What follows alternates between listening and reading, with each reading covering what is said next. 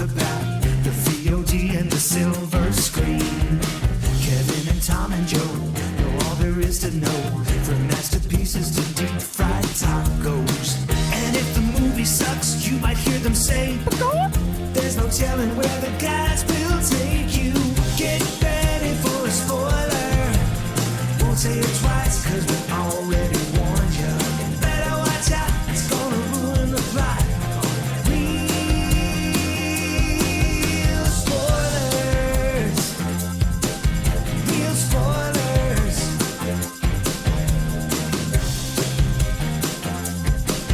Real spoilers.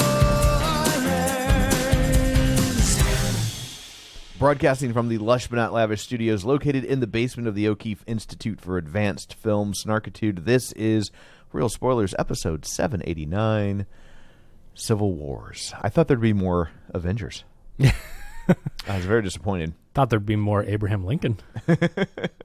So I guess let's go around the table and everyone can introduce themselves. This is Kevin. And this is Tom. Joe is out this week. He might or might not be Making salsa. Late. Yeah. Oh. Or straggling in late, but he had work issues. So it's just the two of us to discuss Civil War. He didn't want to delve in. Yeah, I think that's really what it is. Yeah. He's afraid he's a bit to take sides. Yes. Much like this movie. So before we dig into the film du jour, let's do some shameless plugs. Don't forget we're available on Apple Podcasts, Spotify, Google, iHeart, TuneIn, wherever you find a podcast, you can find us while you're there. Be sure and follow us so you never miss an episode. Maybe leave us a review. Super helpful. You can find us on Patreon at patreon.com/realspoilers, where for $5 a month you get all sorts of bonus content and you help us out and we like you extra. You can also find us on the Facebook at facebook.com/realspoilers. While you're there, like the page, join the group. The group, if you are seeking it out, is called the League of Show Sharers because we are hoping you will share an episode. People who were kind enough to share an episode this week include Julianne, Jordan, Glenn Cougar, Melon Brewer, Richard Krotzer, Chris Falls, Gabriel Lugo, Tom Dowdy, Travis Tewitt, Ralph Tribble, Chris Magic Man, Jason McLean, Heather Sachs, Greg Summers, Taylor Ward, David Rojas, Spoiler Piece Theater, Mike and Oscar, Invasion of the Remake, Blake Fail. Oh. You remember him? Roddy Castle, In Session Film, Geek to Me Radio, Binge Movies, Colby Mack, and NostalgiaCast. So thank you very much. We greatly appreciate that. And also don't forget you can watch these episodes over on YouTube at youtube.com/@realspoilers. So there's all that. Let's dig into Civil War. Let's have a Civil War, shall we? Maybe we will.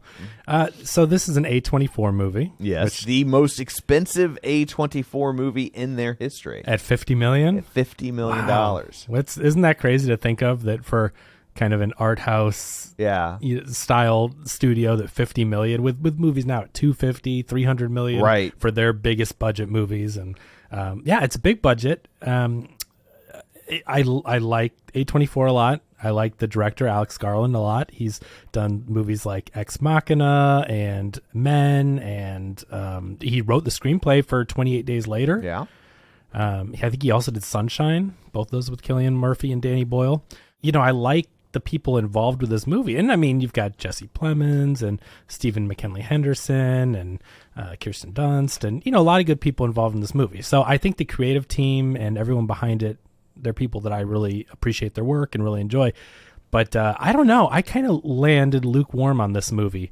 While I think that the war scenes are incredible, I think these are some of the best war scenes since, 21 Hours, that Michael Bay movie with John Krasinski, where he's... I think it was 13 hours. Oh, was it 13? Okay, sorry. I think, the Benghazi one. I watched it 1.5 times. 1 3/4 times. So yeah. That's how many hours. I just like to total the... Yeah. That was a really gritty, on-the-ground, brutal war movie, and one of Michael Bay's best movies, I think. As far as filmmaking goes, that was a really, really good movie.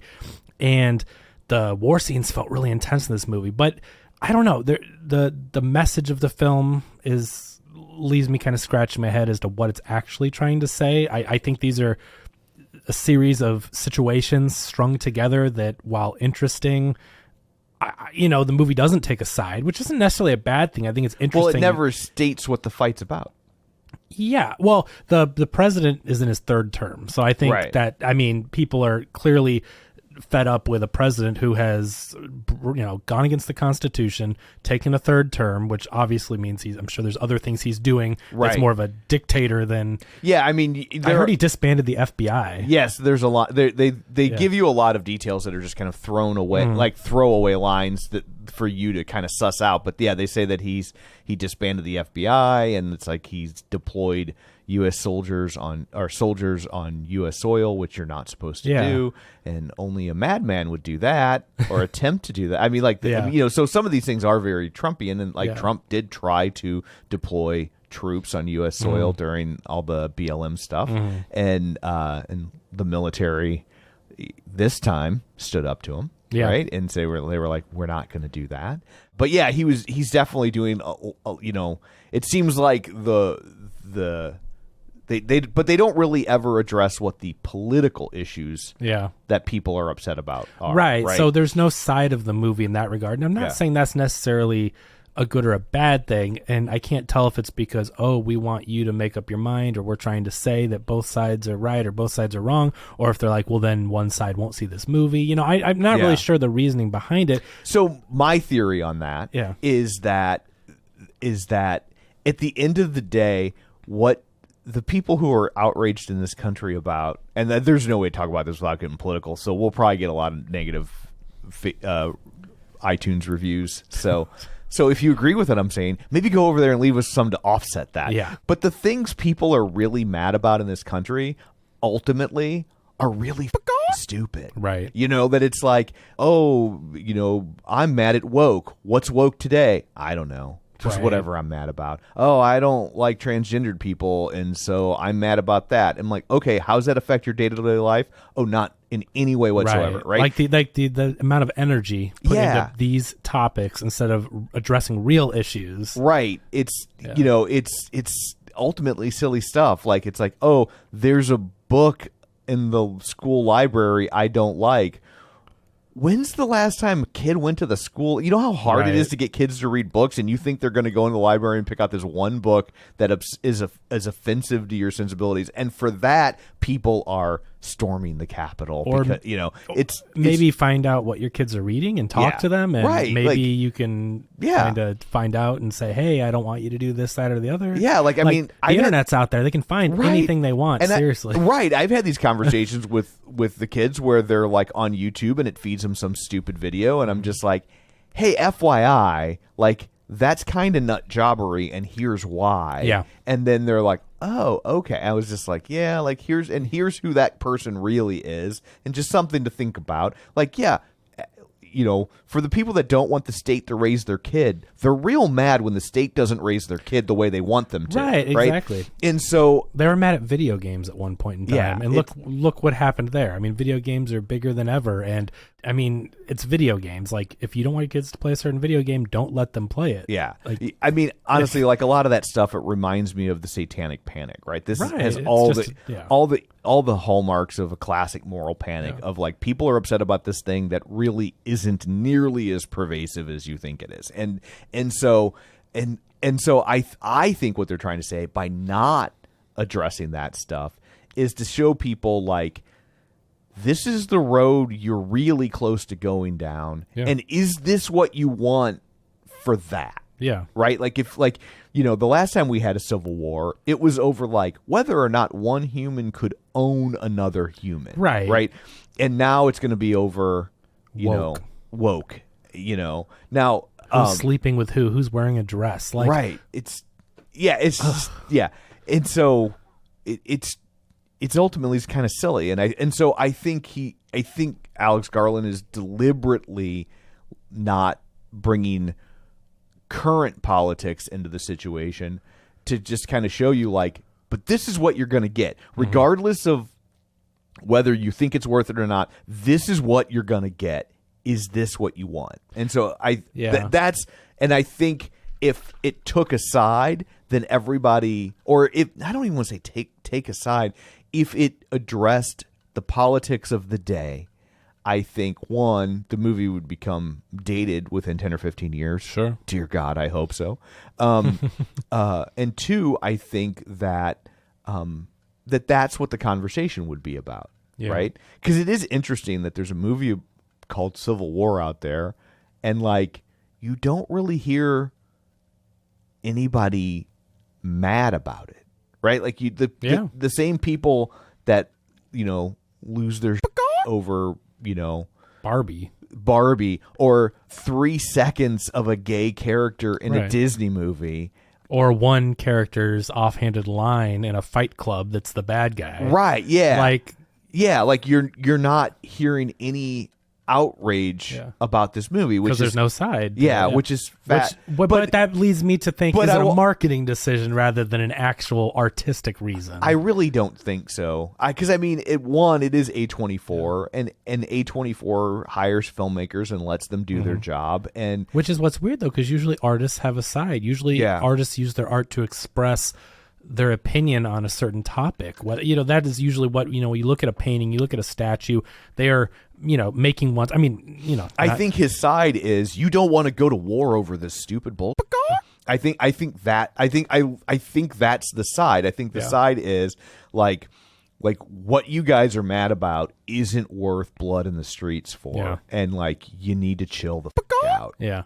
So this movie again, I think this is again the war scenes, the practical effects, the last locations. 40 minutes of this movie, I couldn't tell you the last time I felt that degree of tension in a film. It was incredible. Yeah. I mean, so hats off and kudos to all that. I just think the characters are not really fleshed out that much. I think that they're just kind of, you have these 4 different characters. So you have 4 different war photographers, and they're all at different stages of their career. So you have Kirsten Dunst playing like one of the more famous ones that is taking these amazing photographs and is kind of a hero to people, and other photographers look up to her. You have Stephen McKinley Henderson, who is older and out of his prime. He was really good at one point, but now he's too old and he can't keep up, and it's not safe for him to be on the battlefield. Not to be pedantic, but they're not all photographers, so two of them are and 2 of them aren't. So that's true, I guess. There's 2 journalists and 2 photographers, and one's essentially an amateur photographer that they pick up along the way. No, that's a good point. Yeah. So Wagner Moura, who plays Joel, he is one of the journalists. Steve McKinley Henderson's the other journalist, and then you have this girl played by Cailee Spaeny, Jessie, who is an amateur. She's out there to try to take some photos, but doesn't really know what she's doing. And they get in the middle of this explosion. There's this big fight and explosion, and Kirsten Dunst basically saves her life. And then after that, she's like, "Oh my God, you're Lee. I look up to you," and all this. And Kirsten Dunst basically just explains to her how tough this job is, and it's not really, but if you want to do it, you gotta do it the right way and be safe about it and everything. And so eventually she tags along with them, because come to find out, they are going to Washington, D.C., where what do they call it? The Western Forces. Okay, the Western Forces. And this is the thing that I think is interesting, and this I think says more in the movie than anything else. So the Western Forces are made up of California and Texas. Right. 2 states that are diametrically opposed, which I think is very purposeful. I think Alex Garland is deliberately trying to scramble your loyalties, right? Well, but exactly. This to me in the film says more than anything else. I think this is the most interesting part of the film, because it's something that I agree with. It's something that I think we all need to step back and take a look at. It's that these 2 states right now in this country could not be further apart politically, but the stuff they fight over, like you said, is a lot of the silly stuff, when it's like, we need to do what's best for the country. At some point, you have to look past these disagreements, and you're not enemies. You disagree on these topics, but we have to work together. And this movie gives a greater evil that, look, this president's so bad with his politics that California and Texas came together to form an alliance. Right. But I think that's a metaphor for currently, where it's like, look, guys, we're both part of the United States. We can't have a civil war over the bathroom someone's using. Right. We have other countries with nuclear weapons. We have war. We have tens of thousands of people dying in other countries. We have 2 different wars going on right now. Yeah. We have so much death and horrible things, and we're divided over these issues that are not what matters at the end of the day. And so I really like that he did that, because it's like, wow, that's me. I'm interpreting that is him saying, we have to come together as a country. Yeah. Right? And it's like after 9/11, we came together as a country. Politics didn't matter. We were a country and we were united. That was something where people weren't talking. I mean, especially it wasn't like people talking about woke and all that stuff, but people just weren't squabbling over their petty politics. It's like, we're Americans first. Right.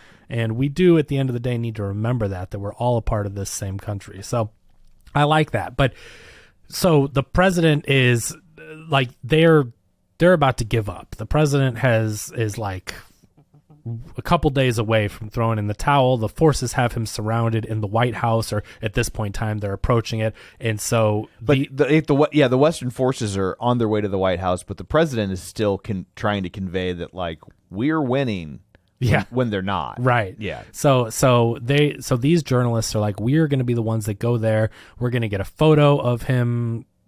What do you seceding? What, I don't know what he would be. I think I took it originally as they wanted to get there just to get an interview with him. Yeah. Well, I know that Wagner Moura, that character wants a quote in an interview for sure. But I mean, I'm guessing that Kirsten Dunst wants to take a photograph of whatever's happening, you know. Yeah.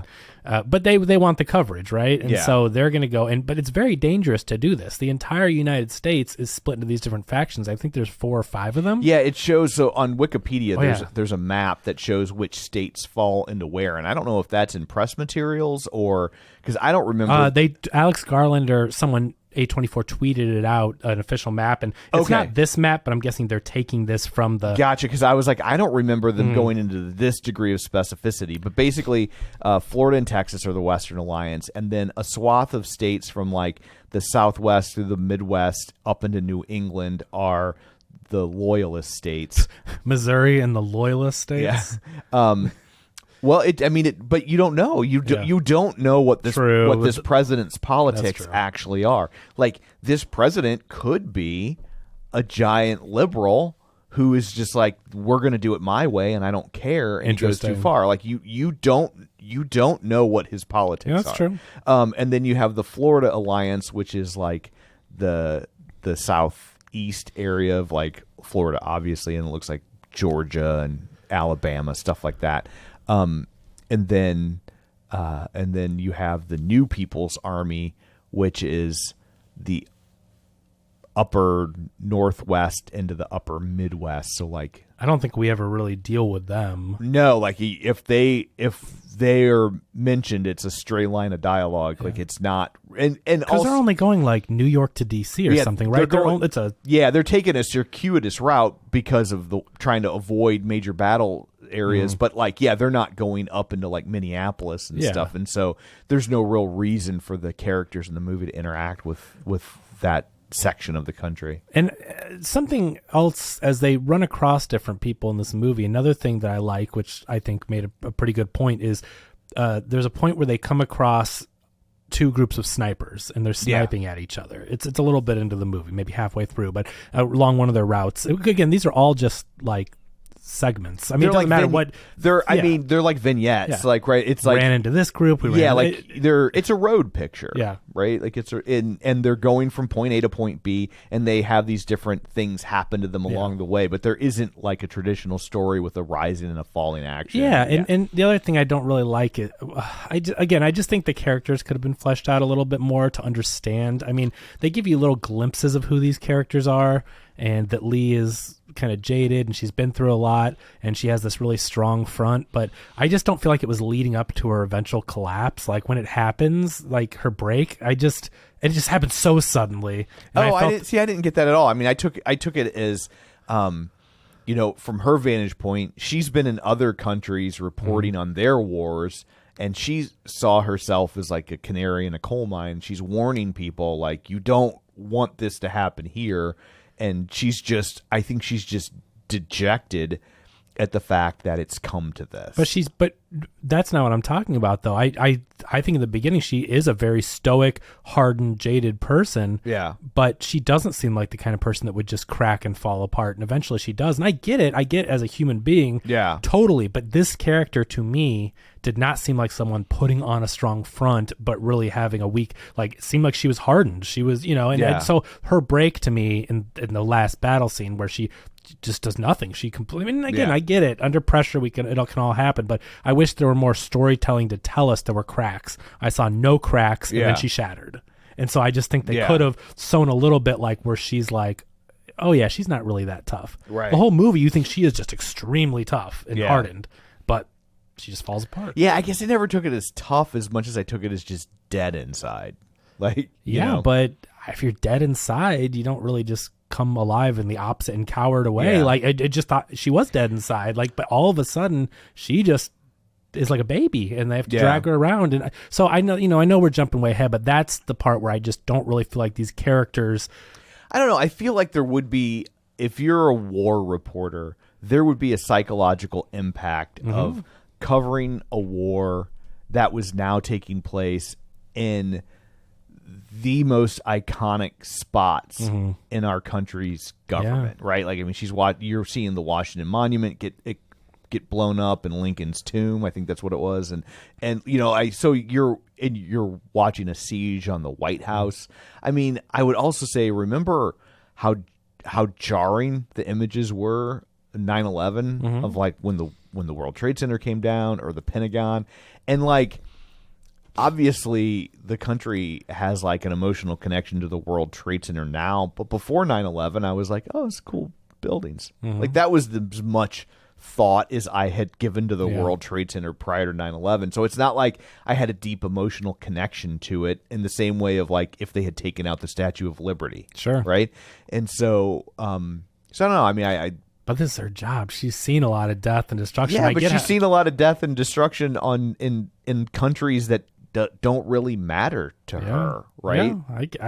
Yeah, I get it. I don't know. And there, I mean, maybe he's trying to say something much deeper with that character. But what I mean is, you've got this kid who is a newbie who's never seen this stuff. Yeah. And she's holding her own. You have this journalist who's all energetic and gung ho. The kid's holding her own, but I will also say this. There's a reason the military wants 18-year-olds to sign up, not 38-year-olds to sign up, right? Because they don't see around corners in the same way, and they think that like, oh, I'll live through this. Right. It's the other guys that might be that might die. Like, that's just, you know, just the nature of that age. Yeah, that's true. You know. So they come across these group of snipers, and what I thought was interesting was they're firing at each other, and you know, they have this interesting interaction. There's some comedy here where he's like, I think it's Joel is the journalist, where he's like, "Hey, we're press," and the guy looks at him, he's like, "Oh, that's what the letters on the side of your car." He's I mean, like, you know, he's just now I get why your truck says press on the side of it or something. Yeah, and it's just, you know, we get some humor in this moment. But he asked them, he's like, "Who are you fighting? You know, what side are you on?" He's like, "There's a guy up there shooting at us." Yeah. And it really makes you think, where it's like, at the end of the day, what does it matter about drawing these lines and labeling yourself as one side or the other? It's like, that person's shooting at me, that's the bad guy, right? And I think that's another way that Alex Garland's saying, it's like, there's enemies out there that hate us. There's enemies out there trying to take us out, and they don't care. They're not trying to take out just one side or the other. Right. They're our enemy. If there was a civil war in this country, it wouldn't be like the last Civil War where the North lines up on one side and the South lines up on the other, because the divisions in the country aren't geographical in the same way. And so you would have people just like at the grocery store, and then a suicide bomber would come in, or somebody drive a truck full of dynamite through there, or who knows. But like, but so like, yeah, you'd have all these outbreaks where it's like, you know, for all they know, they're shooting at somebody they even agree with. But in the reality of the moment, that doesn't matter, because they're getting shot at, and they need to stop the shooting. Right. And I took it even more. I mean, this is, you're right, it's an example of what would actually happen, how it would be total chaos. But I read it as even more of a metaphor for outside of the United States. It's the fact that you have to look at this as, we don't know what sides, they don't know what sides these two people within this same area are fighting for. They're just shooting at one another. And it's like, here in this country, we're all Americans, and there are outside forces who hate Americans, not left, not right. It's you know, and really we need to, again, act as a country, do what's best for the country, and care about your fellow man, not just care about half the country and then this division inside. So I do think that was an interesting point to make. It's like, that's the guy shooting at us, that's the enemy. We don't know labels. And I think these guys are supposed to be coded as liberals. Probably because they have fingernail polish, He's got dyed nail hair, polish yeah. on and pink hair, and Yeah. so he these aren't what you would think of as necessarily Your typical soldier. typical right wing gun loving guys, right? Like, and so. Like I said, the movie is deliberately trying to scramble your ideology so you don't just go through root. They don't want you to root for one side over another. They want you to root for peace over war. Yeah, definitely. So anyway, so they head out on their road trip. Originally, it's just Lee and Joel. And then Sammy, the Stephen McKinley Henderson character, is like, I want to go along, even though he's out of his prime. He's older. He's slower. Like, he just should not be in one of the most hardened areas of this battle. But he wants to tag along. And I think he realizes, like, he doesn't have that much time left. And this is what he loves to do and wants to be a part of this. I mean, this is probably the last big war thing he'll see. And I don't think you're going to get a bigger war story than this one. Right. So he wants to be a part of it because it's like he's worked his whole career and now it's come to the biggest moment in this country's history probably. And, he wants to be a part of it. So he tags along, and then Jesse convinces Joel to let her tag along. And so Lee comes out to the car and sees them all loaded up, and she's basically like, what the hell are you doing here? And he's like, you have to start somewhere. She wants to be a photographer. And she's like, she's not, basically saying she's not ready. And he's like, I mean, we all weren't ready at some point. You have to get out there. How do you get ready? Exactly. Yeah. And so he's like, let's bring her along. So they head out, and then again, and this is this road trip movie to Washington, D.C., and they stop at different points along the way and meet different types of people participating in this war. So the first one, I think, is this gas station where they get gas. I think it pretty quickly leads into that. Yeah. And so they come up to the gas station, and, they just want to get some gas for their car. It's half full, and they're like, I don't know if we should stop here. And then Stephen McKinley Henderson says, we need to fuel up when we can. Fuel up every chance you get. Yeah, who knows when the next point will be and if gas stations will be intact or whatever. So they stop there. All the guys, not people that look that friendly at all, they take their guns out and they ask them, what are you doing here? And they're like, we're pressed. We're just refueling. And it seems like, I guess at this point in time, it's kind of hard. You have to read between the lines with what they say, like with the structure of how things work monetarily. Because he's like, do you have a pass or something? Like, do you have a fuel pass? Yeah. And like, she's like, no. And she's like, but we'll give you three. There's a really straight line of dialogue I like here where we'll give you 300. She's like, we'll give you 300 for half a tank of gas and 2 cans. And he's like, 300 will get you 2 sandwiches. And then she says, you want ham or turkey? And then she says 300 Canadian. Yeah. And he's like, oh, well, which shows you that like U.S. currency is worthless. And so, but Canadian currency, now you're talking. I heard online, some people in Canada said that the audience was cracking up when they said that, thinking about how much more their money was worth. Like right now, it's worth what, half? I don't pay it. I have no clue. It's about 2 to 1, I think. Yeah. So you pay almost double. I know they were talking about like video games here are 70. And I think it was it's 120 for a deluxe edition one, and it's almost 200 Canadian for the deluxe edition one. So it's like 1.8 to 1. But anyway, it's funny that their currency would be worth all that gas, and it'd be 2 sandwiches US. It's bad if they start offering pesos. Yeah, right. Exactly. They're fueling up. Meanwhile, Jessie goes off to take some photographs of something she sees. There's some kind of barn, and we don't really know what's in there. And she walks up to it, and there's like 2 guys being hung, or not really hung because they're alive, but they're strung up. And they're bleeding from their mouth and just different spots. Like they're clearly in very bad shape. And this guy walks up, and he's like, I even used to know that guy. I went to high school with him. Yeah. And so it's just a really weird. Like, people are so numb. It's like, this is someone I know, but he's not fazed in the slightest. He's proud of it. He's like, look what I did. And that's what happens in civil wars, right? Yeah. That's what makes them different from other wars, because you are fighting people that you presumably know and have interacted with, your neighbors. It's scary to think about how unhuman, like the way this guy delivers that, I don't know who this actor is. He didn't seem like a known actor, but he does a really good job of presenting this. Like, he just could not care less about what he was doing, did not feel remorse. He was so nonchalant about the entire thing. And so meanwhile, Jesse's pretty much freaking out. This is the first time, other than that bombing she was in, Right. she didn't really see stuff close up, and that was more of a frightened, event. But this one, she's just sitting here watching the brutality of this. Yeah. And I think the difference too is that in that opening scene, it's a moment that occurs, right? And we're here, it's like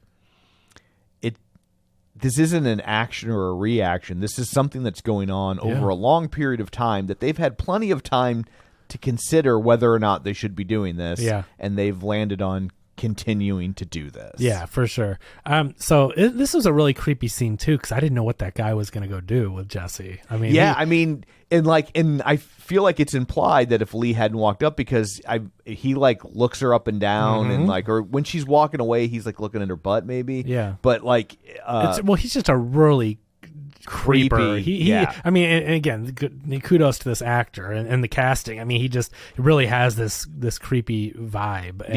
And it just seems like he's going to be up to no good. And then Lee's there, and I'm just wondering what's she going to be able to do? This guy's got a huge gun, right. So I was really worried for both these characters. Yeah, it's a little early in the movie for one of the two main characters to die, right? Never say never. Yeah, for sure. I mean, I don't know what. I don't know what the other guy would have. I don't know what any of them would have done. These guys have assault rifles, and you're on their territory, and there's multiple guys there. So I'm just surprised they even got out of there, because I think she plays to his ego, right? Like, she wants a picture of him in front of these guys, true. And he looks at it as look at me, I'm gonna be in history. I'm a big tough guy, not realizing that you're gonna look like the racist guys standing in front of lynched black people in the 1920s, right? It's a smart play to play to his ego, like you said. So that's what she eventually says. He goes and stands next to this guy, and Jesse gets some shots. And so I also think Lee wanted a picture of what was happening to those guys, and I think Lee knew if she took a picture of those guys, this guy's gonna freak out. But if she takes a picture of that guy, true, he's not going to realize that the picture is really of them, of those other two guys, of what's going on to these two guys who are being tortured, right? Because eventually, if there was some kind of law established, I'm guessing people that did that kind of stuff would not be treated very well, right? I mean, those would be crimes. Yeah, crimes. There'd be war. Right? There's a lot. I mean, you see lots of what would be war crimes in this movie. Yeah. So I'm them photographing that is, one, for history, but two, also proof of what certain people were doing at this time. So anyway, they're able to get out of there. I did want to mention that Lee, Kirsten Dunst's character, shoots in color, and Jesse, the young aspiring photographer, shoots in black and white. I don't know exactly the symbolism of that. My guess is it was just separate their photos. It was just shorthand, so when we saw photos, we knew whose pictures we were seeing. But I'm sure I feel like Alex Garland probably has a little bit more depth to read into that. Maybe it's like the color is established. Color is like a. There's just more complex. I know it would be reversed, like age-wise, black and white's older, but color is. There's just more to it. There's also a reversal in age and in terms of color versus black and white, but also Jesse shoots on film, and not digitally, which I don't know how that works. I just thought that's a really dumb idea, right? Because your SD card's gonna hold so many more shots than a roll of film, especially when you're in the middle of a war zone or a battle scene. Well, she tells Joel, she's like, I'm out of film. You got to go find more film. Right. That's got to be a hot commodity. Right. Like that. No one's making film. It's got to, it's not super easy to find film now. That's what I'm saying. Right. So I'm just like, that just seemed like a really dumb choice that I don't fully believe. Well, also, what is that whole thing with the developer? I wish I looked more into it, but I'm like, in my experience, if you expose film, it ruins it. Well, I think she's got a portable thing, so it's not exposed. She's putting it into a little container, almost like a handheld dark room. It's just weird doing it in the daylight. She still opens it and pours the stuff in there.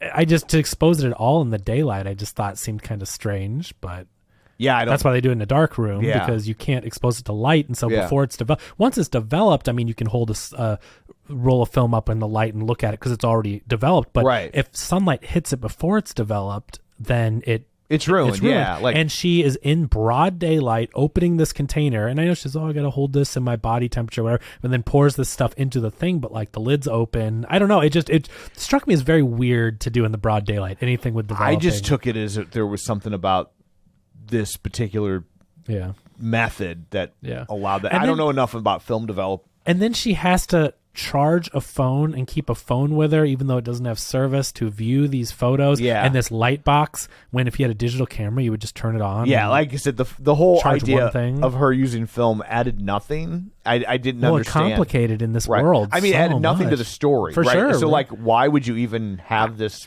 I don't know what it's like. To me, it just seemed stupid. I feel like there has to be a reason for it again, because I do think, I mean, Alex Garland writes about some really complex subject matter, right? Like Ex Machina is all about for sure. humans and robots and AI, and his writing is really in depth. All his movies are like that. That's, men, and everything he does has so much thought to it. So I really do feel like he's not a filmmaker that doesn't have anything to say. So that's why I definitely don't feel like this movie has nothing to say, but I also feel like it just didn't say enough in certain regards. Just something left me a little bit where, again, I don't want to be told exactly what to think or feel, but I felt like there wasn't even that much data given. It just felt like we were kind of just following around people just to make our own, it was too blank slate to me. More like a documentary, but without any kind of input on it. Like, we're just following these people and then decide something. I don't know.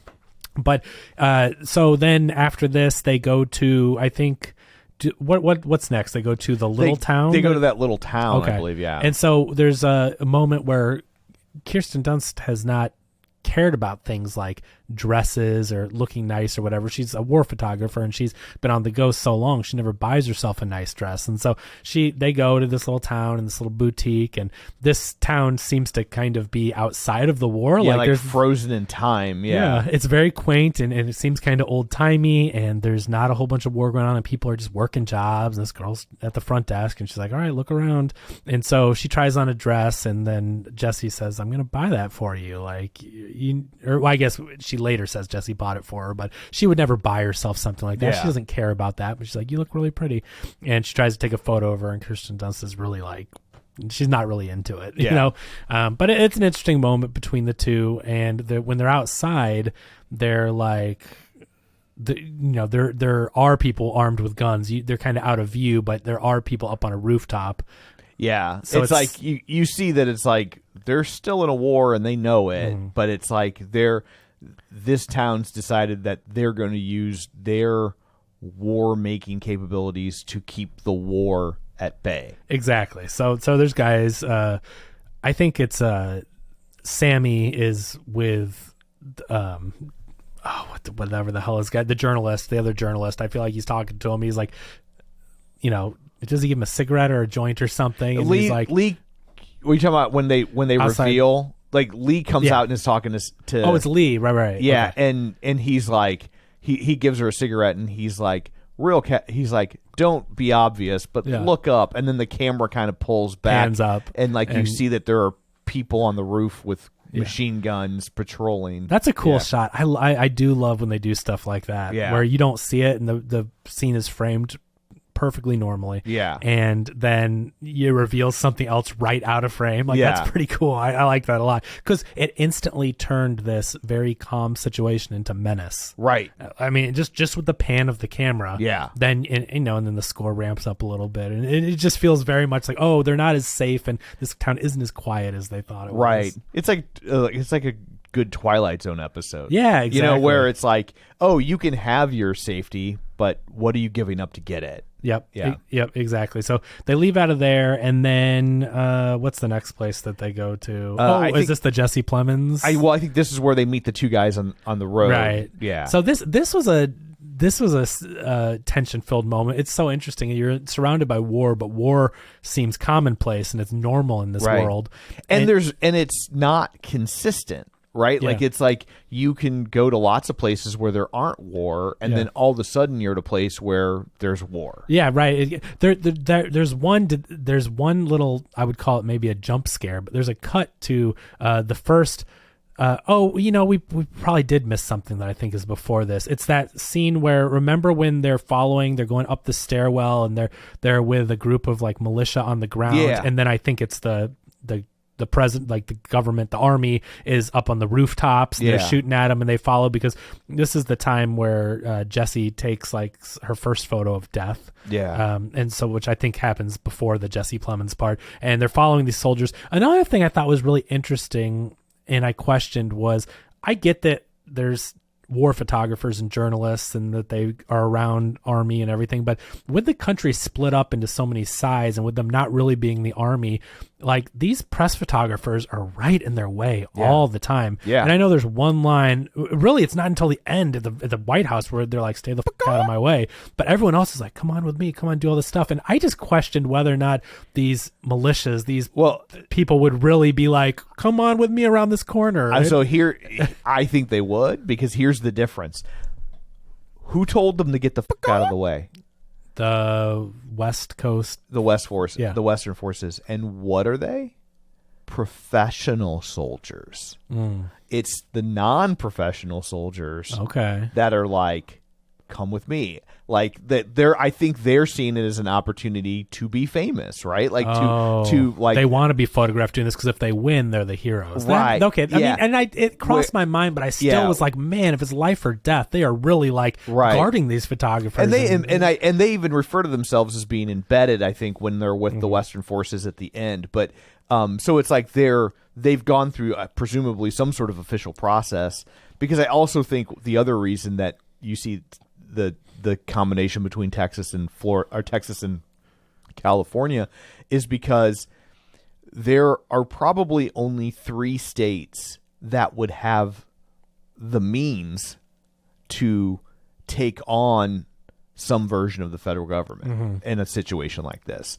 And it would be Texas, California, or Florida. Like, those are the 3 most populous states. They're the 3 with the largest tax base. I think California is if it was a country, would be the world's 9th largest economy. So it's like that, you're not going to have Rhode Island and Montana being like, let's take down the federal government. Like, that's just not a realistic option. And so these states do have National Guards that are probably much better funded and have more, not even better funded, because per capita they're probably all funded relatively the same. Yeah. But in terms of like just the number of guns and bullets and tanks that it would take to stage a fight like this, you're not going to have Alabama and Wisconsin joining forces. But these scenes are my favorite, and I'm not someone that just wants all action scenes. I mean, I like slow, methodical, character-driven scenes. Those are the movies I love. I don't mind a movie like, even Eternals for a superhero movie. It's a lot of characters and talking, and so I'm not like need all action. But in this movie, I just didn't connect with or really feel like the characters were that fleshed out. So these action war scenes were my favorite, and I thought they were so well done. The tension was there. The gunfire looked real. Nothing about this looked fake to me. I mean, they put that $50 million budget to the test. It is on the screen. Buildings getting destroyed, bullets, the wounds. I mean, it looked real. It was gritty and grisly. But anyway, they're fighting up this stairwell, and there's people on the roof, and they're making their way up, and you see the press. They're very much, the forces are taking them under their wing, and they're going with them. And there's a guy that they find that's been injured, and they pretty much just kill him point blank. I mean, they're not taking prisoners. Right. And then once that fight's over, during that fight, one of the ground forces, the press are near, one of the guys is like behind a column and he's getting shot at, and he eventually makes a run for it, and the guy on the roof takes him out and like shoots him. I think he shoots him in the chest or neck. It's a fatal wound, and he's gushing blood.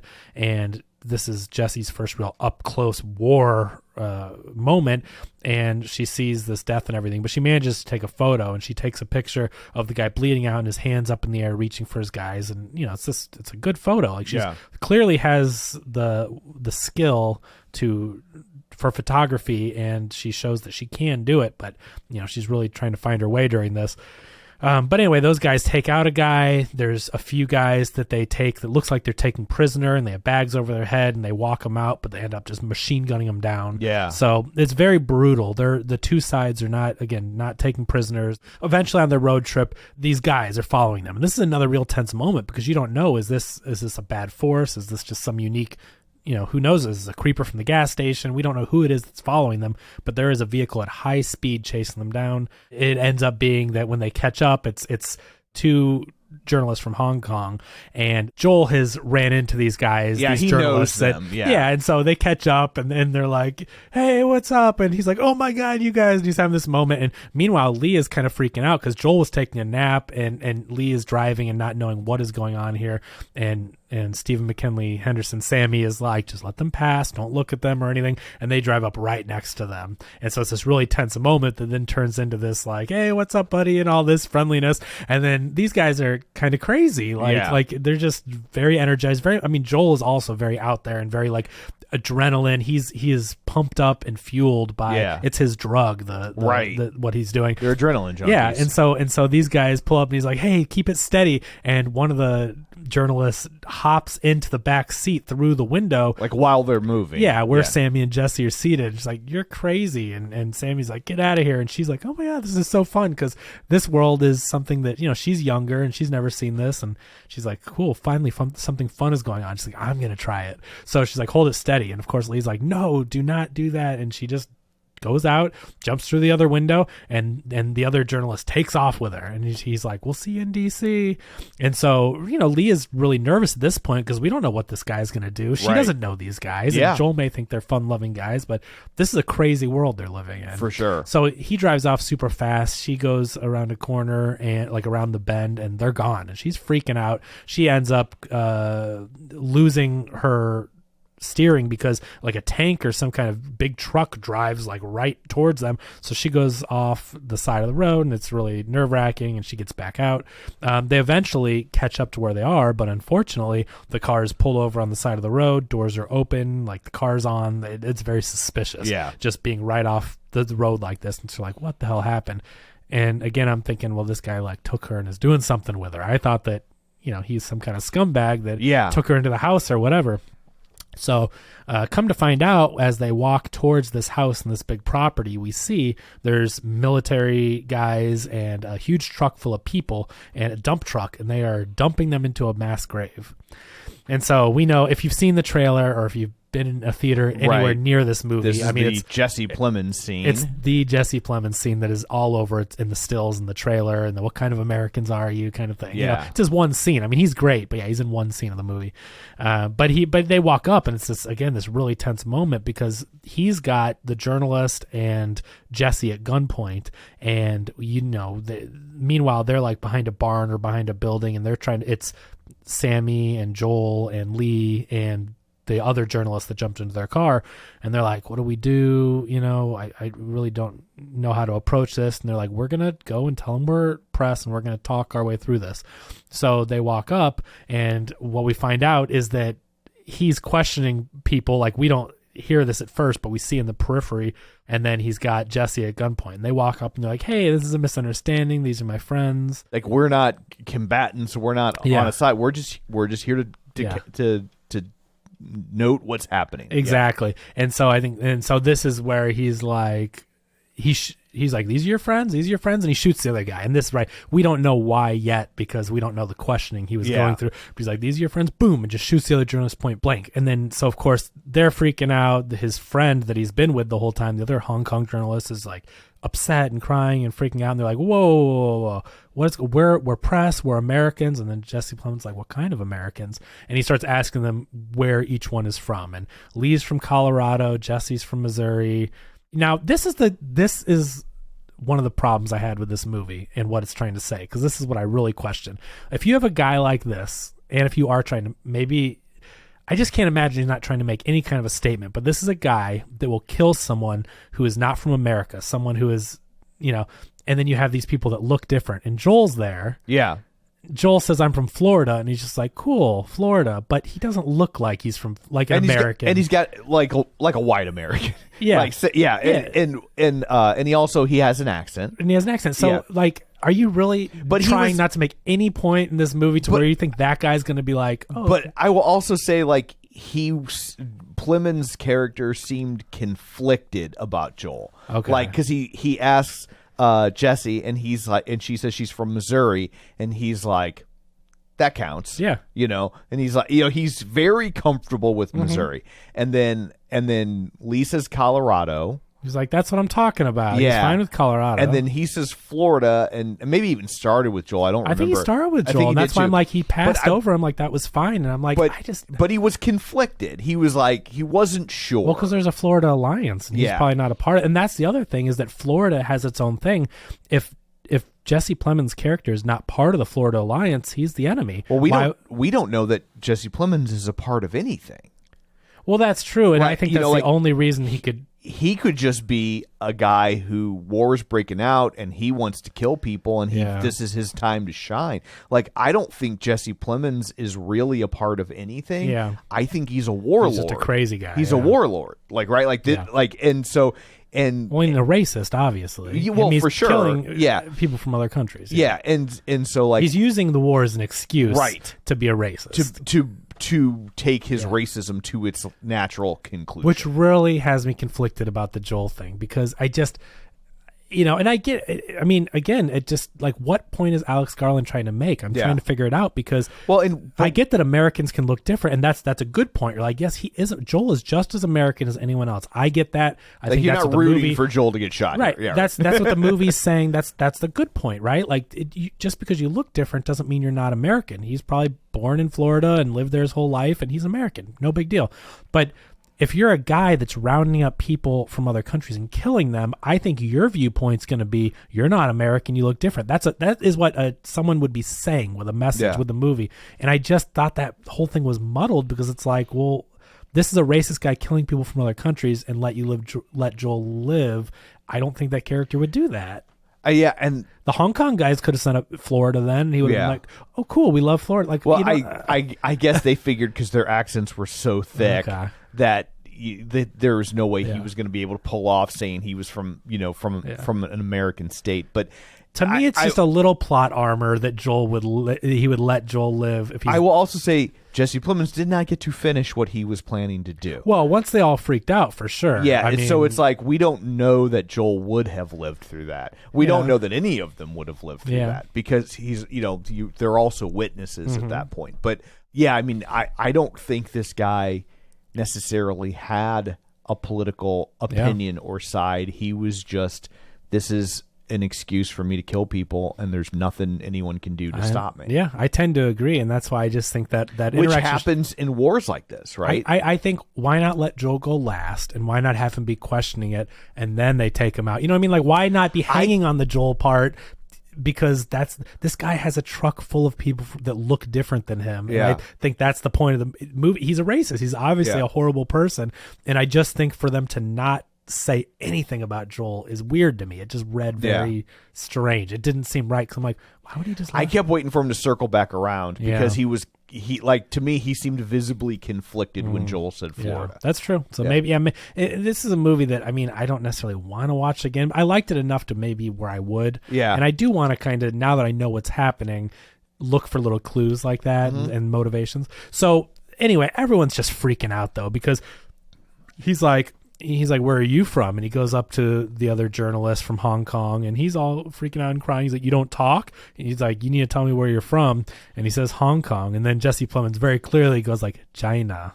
Oh, China. He says that way, and he kills him. And so they're all freaking out, and Joel's like, oh, everybody, let's calm down. They're all yelling.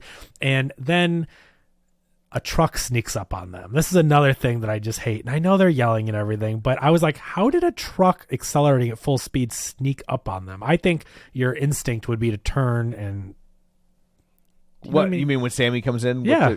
I mean, I don't necessarily think so. I mean, from a distance? I mean, the truck wasn't... I mean, it was accelerating a long distance towards them, and I think someone's peripheral vision... I don't know. In a moment like that, like...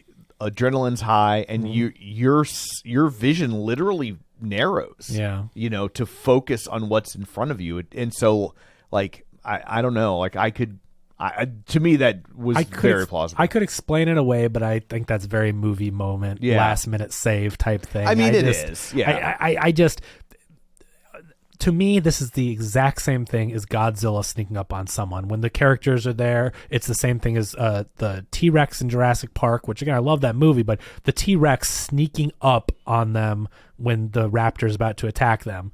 The T-Rex sneaks up, and there's no sound, no one looks, no vibration. You know what I mean? It's that thing, and it's just, I think it's totally unbelievable that from a distance, I'll have to watch it again and see what direction he comes from. But it's just, Sammy is pedal to the metal, flooring it at them. You would hear that, you would see it. I don't know. It was a little silly to me, but he's got them at gunpoint. And they're all yelling at each other, and all of a sudden, Sammy comes up and just takes him out with runs him over. Yeah, I think there's another guy too, and they go flying. And in all that, Jesse falls into the mass grave, and this is where we really see, because everything was from a distance before. You don't see the people they're dumping in there, but you see that she's on a mass grave of all foreigners or people of color. Exactly. And so she's climbing over those, and it's a really impactful scene and very just disconcerting. And they pull her out of there. They get out, and now another militia guy sees them, grabs a gun, is firing at them. It looks like they got away scot-free. Sammy's driving, and he's like, we got to pull over. And they're like, hell no, we can't pull over here. And we pan down, and he's been shot in the gut. Yeah. So he's done for. They get out. Joel drags him to the back seat. Joel takes over. They get out of there, and they escape from that. But Sammy is bleeding out rapidly. Everyone's all freaking out. And then they drive through this, like, stuff is on fire. It's a very artsy scene where it's like, music playing, and you see all these embers in the air, and they're all staring up at them kind of majestically. I'm guessing that's kind of like, I don't know, trying to find the beauty in all the chaos and how terrible everything is. But anyway, they pull up to a military base. We see Sammy is dead. Joel is freaking out. This is another thing that's really interesting to me that I want to talk about for the end of the movie. But Joel is really freaked out and beaten up and distraught over Sammy's death. I just think it's interesting he reacts that way about Sammy. So they get out of there, and we find out this is the last. This will lead us into the last scene of the movie, which, like you said, is like 30 or 40 minutes of nonstop, hard-hitting war action. So you see the big military base is going to make their final charge on Washington, D.C. You've got copters, you have Humvees and tanks and all them, and they're transporting them in to D.C. So they go to D.C., they're following there's a couple journalists here. I don't know if they really matter, but there's like actual correspondence with like a video camera and a microphone. And clearly they know each other. Lee is like really not friendly with them. And I remember that Joel was like, seemed more friendly with them, and Lee is kind of like, I don't know, I guess she was just emotionally distraught or whatever, but they're like, what are we trying to say? And I guess, what did they say, that they were going to DC? I can't remember, but they dropped some news that like Lee was not listening to them and Joel's talking to them, and they say something, but I think they just basically say they're making their last stand or whatever. Like, that basically I think this is where they find out that like the government, as we know it, is about to topple. Oh, that's what it is. The president is going to give up. He's going to surrender. Yeah, that it's like he's been saying that they're winning, but they're not. And it's gotten to the point where that the Western forces are like 2 days out or whatever. And that's what it's. They dropped the news that it's over. They're not going to go get an interview because he's going to surrender. Like it's over. Right. And then this is what Joel gets really upset over Sammy's death, and he basically says he died for nothing now at this point. There is no interview. Right. There's going to be no president at this point. He's giving up. They lost. They didn't get there in time. It was all for nothing. And so he's really freaking out about it. So they head in there, and then they're on the ground. They're in Washington, D.C. We see that first fight outside the Lincoln Memorial, which is really pretty cool. They there's guys in there, and they're shooting at the forces on the ground, and they end up firing like a rocket into it, and the whole side of the Lincoln Memorial collapses on them. They get into town again. They're like the Western forces are still pretty much playing cool with the press people, and they're all hiding around and get around here, and they're running with them. The other journalists are kind of scurrying around, and then they get to the gate right outside the White House, and there's tanks, and they've like shot a hole through the gate, and you can see the White House right on the other side, and then three Secret Service type vehicles. It's like limos and SUVs. They come rolling out of there. And she's like, this is it. We got to get him. He's in there. And so the Western forces are lighting them up, and the tank is stopping the cars, and one is shooting them up. And they're brutal. These guys with their assault rifles come, and they're just shooting up the limos and everything. And these are limos designed to carry top ranking members of the government, and so they're bulletproof. Yeah, exactly. They can take a lot of damage. Yeah, they can take a lot, but not tanks, and not but it's not as easy as just shooting the tires out. So they are shooting these things up. I think those cars have solid rubber tires. Oh, I'm sure they do. It's crazy. I'm sure they do. Yeah, they get like 2 miles to the gallon. Oh yeah, exactly. So Lee then at this point is like, he's not in there. She just has this gut feeling or something. I don't really know what this is trying to say. I don't know why. I think she knew that this was a diversion. Yeah. That she's like, it's too obvious to put the president in the presidential limo to try to get him out of there. Then she's just like, this is bull. Like, this isn't real. It's just weird, and I don't know. Like, why does she know that more than the military? There's got to be people in the military that are smart enough to be like, this is a diversion. I don't know why she's Nostradamus. But you're not dealing with soldiers who have necessarily. This isn't SEAL Team 6. This is this is probably California National Guard. True. And not to like on the National Guard, but right. but that's not what the National Guard's really designed to do. She's seen more on the ground real actual war right, with tacticians than some of these National Guard members probably have. Okay, so that makes sense that where like they wouldn't see it, she would. I just at the time I'm just like, oh my, there's just the way they're focusing on her. She's like, he's not in there, and she's so stark, whatever. I'm just like, okay, but anyway, so they start going towards the White House, and the Western forces are lighting these SUVs up, and then people get out of the truck and they're like, hey, we're surrendering, and they just shoot them on point. So again, no prisoners taken, and they see the press going to the White House, and they're like, we're going to follow them. They know something. So they get into the White House, and this is just pure chaos. I mean, this reminds me of something out of like a Call of Duty game. Yeah. Like you just clearly we don't see these type of wars on U.S. soil, so you just don't see scenarios like this, except for some crazy video game scenario. And that's why it's interesting to see this stuff. We don't see, I mean, in movies we see the aliens blowing up the White House or whatever, and I don't know, I haven't seen all those White House Down movies, but rarely do you actually see like inside and recreations of the White House and things being destroyed, right, and fights taking place inside of them. So it's a really interesting and shocking thing to see, because we just don't. And again, like that $50 million is on the screen. They have recreated the inside of the White House, the hallways, the artwork. I mean, I'm not intimately familiar with what the White House looks like, but it sure looks like what the White House looks like. Yeah, to the best of my knowledge. I mean, they really it seemed accurate, and so it is really just disconcerting, because you're like, wow, they're in there. So they're fighting, and it's Secret Service versus the Western forces, and the press. This is where the soldiers are like, stay the F out of my way, and they're still tagging along, and they just get into this rhythm where it's like, I'm gonna go left, you're gonna follow me, don't get in my way. Western forces go left, one of the photographers goes behind, they're snapping shots. So Lee's going one way, Jesse's going the other way, and Joel's trying to survive, just ducking around. The experts look like they know what they're doing. Jesse's kind of straggling, but getting the hang of it. And then it all comes down to this one moment where it's like the Oval Office. There's a Secret Service member right there. The Western forces go one way. Jesse is tagging along, and then she sees the doorway, and she just like freezes. She's like, I'm just going to stand here in the middle. Instead of going to the side, she stands there to take a photograph. And Lee sees this, and she runs and pushes her out of the way, and then stands there. And I have to think that she did this on purpose. Like, she died. I think there was some symbolism there, changing of the guard. She gave this girl the shot. Yeah. Because as Jesse is falling to the ground backwards, she's got her camera, and we see through it in black and white, and we see Lee standing there, and we see her like snapping photos, and it's just like Lee is like, she's getting shot. You see in the still shots her dying, like step by step. Yeah. She's standing there, okay, and then she gets shot, and like in the back. And so we see this happening as she's falling to the ground. And like, to me, if I were to save someone, if I were to push someone out of the way, I would kind of like tackle them. We would both be going to the ground, and I'd be getting out of the way. But Lee does this sacrifice thing. It's not a tackle, and it's not that they both, go out of the ground. She pushes her out of the way, but then she just stands there. Yeah. And so to me, I have to think she voluntarily gave up her life so that this girl could now get a famous shot,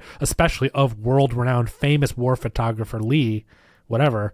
Like, I think she gave her that shot, and I think she didn't want to live. I mean, she was having this breakdown we alluded to earlier, which we really haven't talked about, but once they get on the ground outside of D.C., Lee is just distraught. She's like balled up. She doesn't want to move, and they have to drag her around. Like, Joel has to come up and drag her by the Kevlar vest and bring her. So I think she has seen this war on U.S. soil, and she's seen all these terrible things, and now she's seeing it at home, and I don't think she wants to continue doing this. I think she's given up.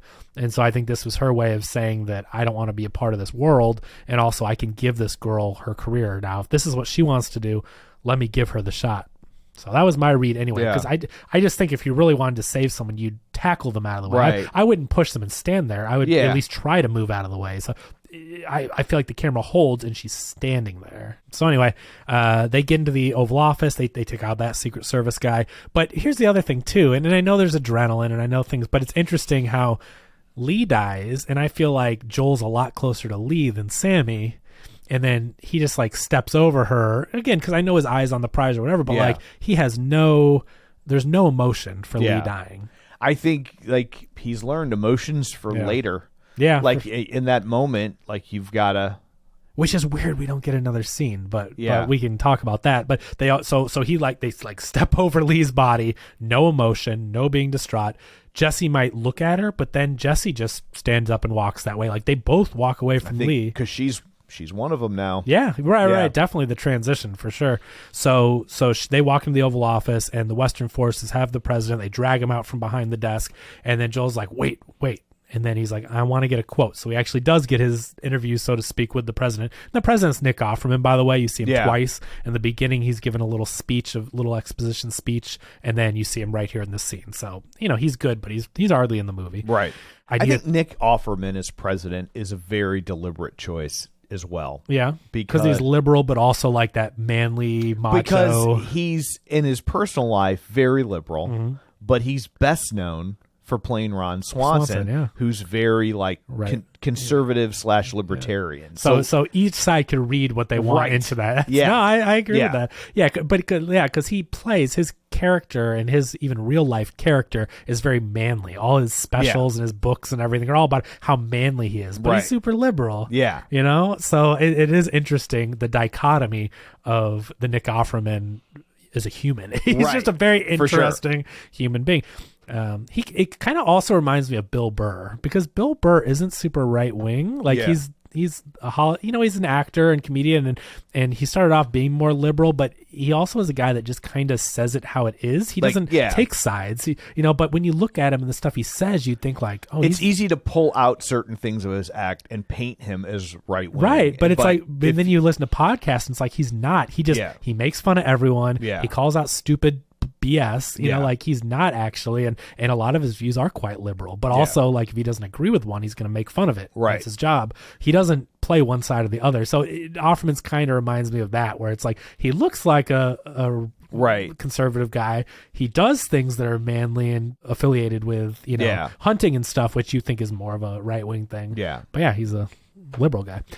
So he says, I need a quote. And at this point, Joel is very stoic, very hardened. Again, the emotion's all out of it. He says, I need a quote. He says, doesn't he say, don't let them kill me? He says, please don't let them kill me. And then Joel says, that'll do. That'll do. Yep. And then you see the very last scene of the movie is, again, through the black and white camera of Jesse. She's taking the photos of them, like, snapping it in slow motion here of them shooting the president on the ground. And then they all turn, like, because this is all in slow motion, but they turn towards her for the shot. And so now you've got the photo, like the famous photo moment of them. The president is down, and here's the soldiers all around, the ones that did it, very much like a SEAL Team 6 type photo, it's that photo of the forces that now, because these are the victors. These are the ones that are going to write history. All these, right? Everybody in that picture is getting a book deal. Yeah. But you know what I mean? Like how we talk about like history is written from the perspective of the winners. Right. So now this is history. These are the heroes of this new government because they saved them, even though it's up to people to decide who's right or wrong. I mean, they took out this president. He was the president, but he also was violating the Constitution. I mean, there's an argument for who is right or wrong in this scenario, but he's still the law. It's an interesting question. But now, because they won, they are the good guys now for history. It's just how it is. And then the movie ends, and to me, I felt like, okay, I don't mind if a movie just ends sometimes. I'm not one of the people, I don't need a bow on it. I don't need a little nice thing, but this to me felt a little abrupt. There was just something about how after that photograph, it just ends to where I felt like there was another scene, because of the way the characters were so stoic and so emotionless. Yeah, I don't know. I mean, I was good. Like it's called Civil War, not Reconstruction. Yeah. And so once they shot the president, the government had completely fallen. Yeah. And now it was time to rebuild. But the characters, that's why these characters leave me so cold, because I feel like we didn't get enough insight or enough. We just, it was what Lee was going through. Stuff just kind of happens to them. And maybe that's a commentary on the chaotic nature of war and things that don't necessarily get explanation or make sense. But to me, it just seemed very cold, and I didn't get enough of the characters. And then it just ends, and we don't really get explanation as to these people that just went into the White House and walked over her body. And then, I don't know, something just felt very cold. But again, that could be a very conscious choice. I don't think Alex Garland does things by accident. So I get that is maybe the way he wants you to feel left in there. But that's it. It ends. I really liked it. Did you? I liked it a lot. And I think I was at first put off by its deliberate apoliticalness. And like throughout the movie, I made my peace with it, and now see that that's the better way to go. Yeah. Because, like I said, I think ultimately it's about how bad a civil war would be. And if you made it about current political issues, then people would just say, it would just turn into a fight over those political issues, or you're painting us out to be the bad guys when we're not the bad guys, or whatever. And because of how this film is constructed, it makes you think about the nature of war, not the nature of the politics that led to that war. Yeah, it's hard because I can't quite put my finger. This is a movie that I think I'm going to have to just let simmer. I saw it a couple days ago. It isn't one that, it's interesting. I saw it and then I kind of stopped thinking about it. There's a lot of movies that I keep thinking of long after. I've talked about this with several movies recently where I go and then look things up and I really want to know about them. And this movie didn't stick with me. It really stuck with me. This movie reminds me a lot. This is going to sound like a weird comparison, but it reminds me a lot of Blair Witch in that I didn't get the movie I thought I was going to get, but ultimately I got the movie I needed. Yeah. And so it's like I thought it was going to be more about like what would, like, fast forward 5 years in our country and with our politics, and what would that war look like and who would be fighting. And it's not that at all. And so I do think some people are left feeling cold because of that, because they wanted that. And I think the idea of wanting that is also part of the problem. But at the same time, I think the other problem where I feel so cold, I mean, I know a movie like this isn't going to be a feel-good movie or anything, but usually movies and stories and books, they're cautionary tales, and they say, like, they give you a little bit more of what leads to this, or what politics were bad, or you should avoid this. That's the cautionary part. This movie is like, yes, war is bad, or look how bad a civil war would be. Well, yeah, no. I mean, anyone would in their right mind would know that, and I feel like I could have used a little bit more of a message or a like. But I think there are people in this country right now, because obviously we've had a civil war, but like, not, there's no one left alive who's even raised by anyone. It's so far removed that right. You can't. Yeah. And so I think there are a lot of people that think that, like, and I think also on the right there are a lot of people that think that, like, well, that's what needs to happen. We'd beat those libs easy. They don't have guns, and we'd win, and we should go do this right now. And I'm talking like the really far extreme, right. And I mean I think that they're out there, and I think that they think it would be easy peasy, and they're not right. But would they watch this movie? Isn't this just a Hollywood movie? Like, aren't they so far against anything that's... Who's to say? But if you made this movie about them specifically, they absolutely would not watch this movie. True. Yeah. That's true. It would just be another. It's an interesting. I'll be interested to see if I still think about it later. If I will rewatch this one because, again, I like parts of it. Again, the war stuff is just so brutal and realistic and feels so real. Yeah. So real. As someone, we haven't been to war, but as far as watching a movie and feeling like I feel like I'm watching war, this movie is up there. But I like I said, I think it's very purposeful that he gave you a movie where, because, think about it. Have you ever seen a war movie where you didn't have a side to root for? No. And I think ultimately that's what's messing with your head. Yeah. That it's like it takes this genre film and kind of flips it on its head because he's not giving you any insight as to who to root for, right? Like if you watch, Saving Private Ryan or Tora or whatever, there's always a side. There's always a side. You know who you're rooting for, right? But like in this one, like you don't know who you're rooting for. You're just watching it transpire, which also I think ultimately is how most Americans view civil wars in other countries. When there's a civil war in Rwanda or whatever, I don't know who to root for. Yeah. Like I don't know enough about their politics to know who's good or who's bad. I'm just like, that's really looks like awful chaos. Glad it's not happening here. Like I who knows? Also, part of me questions. I know that a lot of this movie is like, oh, we're the press, we're independent observers, and they're just capturing photos. But aren't they usually employed by a certain agency? Are they really truly that independent? Because aren't they trying to capture? They were all employed. They all worked for right. But don't they have a side? Isn't there these country is now split into. You're either the enemy or you're with whoever's going to be the government or what. The Western forces are going to have their journalists. And I think that's part of why they removed this from today's politics, because right now, if this happened, the right wing, if you identified yourself as press, probably would shoot you, right, and see you as an enemy. Okay, because they say as much, right? Yeah. Like they say, Donald Trump has said the press is the enemy of the people. Like that's a fucking quote. Yeah. And so, like if we went into a civil war footing, and those troops saw a member of the press, they'd probably just shoot him in the head. There wouldn't be this idea of like, well, they're not on a side, so we're going to leave them alone. And that's why I think this messes with me too. This is what I'm going back to with all the troops playing so nice with the press and guarding them and come here, stay around this corner. I'm just like, I just don't know that these people on the ground doing these assaults. You've made good points. I get the whole, well, they're going to capture history and all that. But to me, it's like these guys, these militias fighting against the government, the last thing I think they're thinking of is, oh, well, they're the press, so...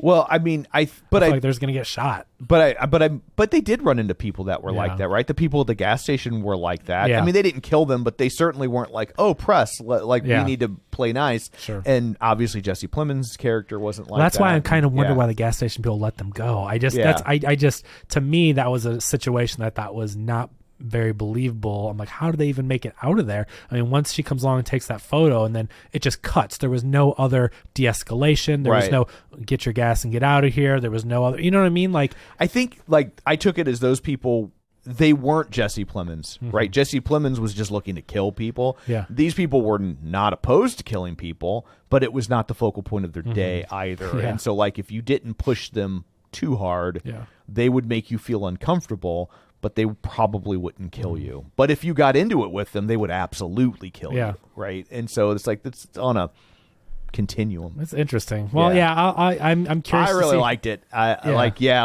get everything you're saying, and I've heard other people say it, but like for me, in the same way that like Blair Witch got better for me the second time when like I made my peace with what it was, not with what I thought it was gonna be. Yeah. Like I think this movie might do that for you, because you've by your own admission, it's a really well made movie. Oh yeah, but like I wanted to love for sure. That's why I started off the review saying I love A24. Right, I really like Alex Garland. Men was probably my weakest in his filmography before. I've not seen it. I didn't hate it or anything, but it was probably the weakest for me, and I liked Men more than this. So Kevin likes Men. That's the take. Yeah. more than this one. Yeah. Now, I didn't say I love him. I mean, but yeah, and he did he do Annihilation too? Yes, Yeah. yes, he did. So he's made some great movies for Yeah. sure. But we'll see how this one holds up. Absolutely. Well, I guess let's go around the table and say where to find ourselves. This is Kevin. Follow me on Twitter at KevinRBrackett. And this is Tom. You can follow me on Twitter at Roger Kubert or on Facebook at facebook.com/Tom O'Keefe. You can find the show online at facebook.com/Royal Spoilers. While you're there, like the page, join the group. And of course, don't forget our Patreon at patreon.com/Royal Spoilers. So that's it for this one. Thanks for tuning in. And until next time, Rhett leaves Atlanta. Get ready for a spoiler. Won't say it twice, 'cause we already